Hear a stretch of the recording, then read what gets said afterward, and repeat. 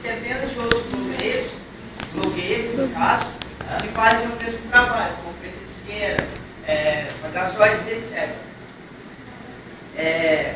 O Felipe Neto, pessoalmente, ele tem a característica de criticar muito os jovens alienados. As suas críticas, elas têm um certo fundamento, porque, afinal de contas, ela se identifica com a maioria das pessoas. Então, o que acontece? O seu poder de convencimento, ele é muito grande.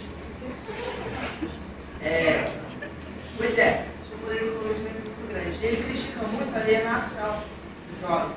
Ele faz com que os jovens não conseguem pensar por si próprios, não conseguem tomar suas posições diante de vários temas. Mas o que acontece é que ele mesmo provoca isso de certa forma, porque ele coloca a sua crítica e as pessoas que o assistem geralmente nos colocam, nos contrapõem em relação a ele, por conta do seu poder de conhecimento espiritual.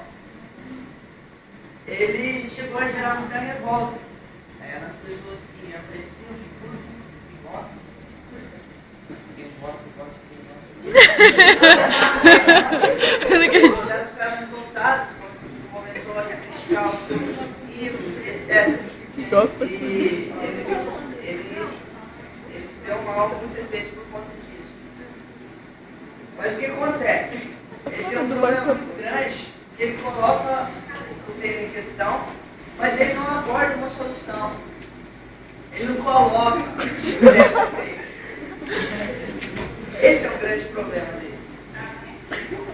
Mais uma coisa que deve ser comentada.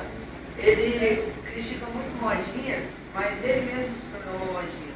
Ele reconhece isso de certa forma, porque ele fez um vídeo de autocrítica com um tom humorístico exagerado, muito sarcástico, muito peculiar, mas com fundo de verdade muito grande. Com fundo de verdade muito grande. Mas o que acontece? Ele vai ingênuo, ele sabe disso. Ele é um jovem, descolado, inteligente.